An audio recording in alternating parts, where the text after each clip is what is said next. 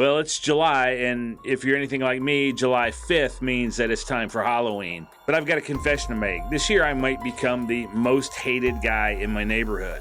Because for years, my house has been that house. The test of courage for all the kids in the neighborhood. You know the one, every neighborhood's got one, and mine is it. The one where kids have to look each other in the eye, psych themselves up, and ask each other, are they actually gonna go up there? We built the props, we brought the fog, and we earned our status as the fun, scary house in the neighborhood. But this year, pitch black. No monsters, no candy, just a sad, dark porch and a silent doorbell. Because this year, my son is getting married on Halloween, and I'm happy about it. He's made a good decision. But it is going to mean that instead of handing out large handfuls of candy and terrorizing teenagers, that I'll be wearing a rented tuxedo, eating some overpriced wedding cake, and probably making an awkward speech. And of course, by doing so, violating that sacred neighborhood sugar accord, but more importantly, disappointing a lot of kids who really look forward to getting scared when they come to our house. So I'm walking through Lowe's yesterday, which by the way already has their Halloween stuff out, or at least some of it, and I saw this giant $300, I think it was about $300, it may have been $400, giant animatronic. It was like a big, tall pumpkin head thing. It must have been 12 or 15 feet tall. I probably would have bought it if we were doing Halloween this year. That's when it actually hit me. We spend more on Halloween than we ever have in human history. Hell, every year I spend $200 or $300 just on candy alone. I've got projectors, movie screens, theater-grade monster animatronics, props that I've built, and at least half a dozen fog machines and lighting, and that doesn't even begin to scratch the surface of it all, to be honest. Last year, I even programmed an animatronic skeleton to heckle the parents that were holding their kids' hands as they walked by. You might as well have just dressed them up, taken a picture, and given them a participation bag of Skittles. But even after spending all that money and all the effort that we go to for Halloween, the actual experience of Halloween is just not the same as it was when we were kids. In my opinion, it's never been more watered down, sanitized, and frankly, completely ruined. And I'm sorry to break it to you, it's not the kids, it's the parents. So here comes the rant part, and you can just let me know in the comments what you think, but this is the way I feel. I live in a neighborhood of over 350 houses where the houses are no more than a third of an acre lots. Usually most of them are like a quarter of an acre lots. So we're pretty close together. Maybe not as close together as some of the really new neighborhoods, but quite close, like within 20 feet of each other from side to side on the houses in some cases. By contrast, the houses in the neighborhoods where I grew up were probably on 3/4 of an acre lots or even larger. We certainly weren't on farm acreage where you had to go a mile to the next house, but they were nowhere near as close together as the houses are by today's standards. And of course, in the neighborhood where I live today, we have a neighborhood Facebook group because, of course, we have a neighborhood Facebook group. I mean, why go talk to your neighbors like human beings when you can post passive-aggressive rants about trash cans? And every single year around mid-October, some mom inevitably kicks off the thread, "When are we going to start trick-or-treating this year?" And before anybody can even type "at dusk," she's already following it up with something like, "I was thinking we'd start around 4:30 or 5 o'clock. Bullshit. Bitch, please. 4:30 p.m. is still broad daylight. If the sun is actively blinding me, that's not Halloween. That's just a well-supervised, pedestrian-heavy commute." And the excuses are always the same. "Oh, the kids have school tomorrow," or "we have to go to work in the morning."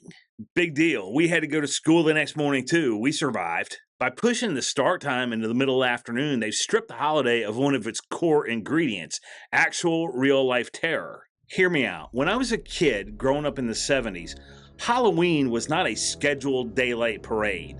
It was our first taste of absolute freedom. And the cost of that freedom was courage. My parents didn't walk with me. My friends' parents didn't walk with us. If you didn't have an older sibling, you just tagged along with a group of kids who happened to have one, but there was zero adult supervision. We waited till at least dusk, but most of the time until it was pitch black, and the streets were darker back then. Nobody had $400 color-changing LED spotlights or synchronized light shows. A dark porch back then meant you had to walk up into the shadows and pray that you were going to get an old lady answering the door with a popcorn ball instead of some teenager jumping out of the bushes to steal your candy. Not knowing what was on the other side of that door or in those shadows was a million times scarier than any animatronic that you could buy anywhere today. And there was actual danger. We were constantly on high alert. We had to dodge older teenagers who were actively roaming the streets, trying to steal our pillowcases full of candy. Some of them treated it like it was their own personal purge night. And I don't know if this is an urban legend or not, but we were all warned with absolute certainty that there were teenagers driving around with cans of Nair that were gonna spray it in our hair to make it fall out. Did I actually ever see it happen? No.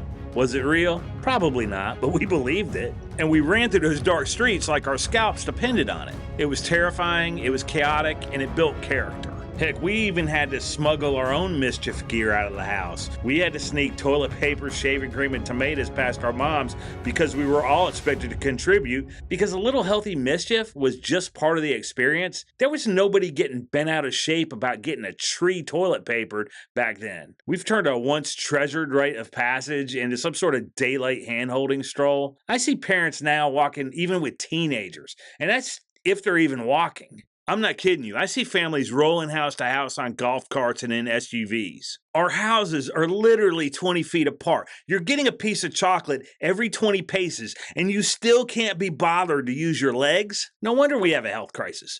We're chauffeuring our kids to an all-you-can-eat sugar buffet. And don't get me started about these people that post on Facebook every year trying to make a legal case why Halloween should be moved to the nearest Saturday. No, no, and no. I mean, let's be honest. These are the same neighbors that complain every year on July 4th and New Year's about fireworks because their golden retriever gets anxious. Everybody has to accommodate them. Nobody can have any fun because of them. And the irony behind all this bubble wrapping is that Halloween's entire history was built on mischief. In the 1920s and the 1930s, Halloween was basically the purge for children. Kids weren't even asking for candy. They were pulling down chimneys, waxing windows, deflating car tires, and tipping over outhouses, sometimes with people still in them. By 1933, it got so bad they called it Black Halloween. The adults realized they couldn't stop the youth army, so they instituted the Great Sugar Bribe.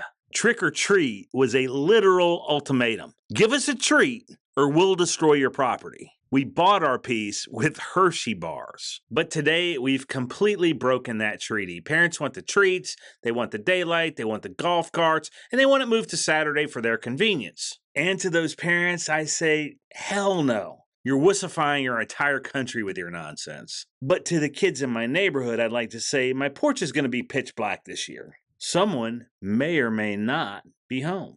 But don't look at it like me being a Scrooge. Look at it as a gift. Because I'm giving you a tiny, authentic little slice of a Gen X Halloween.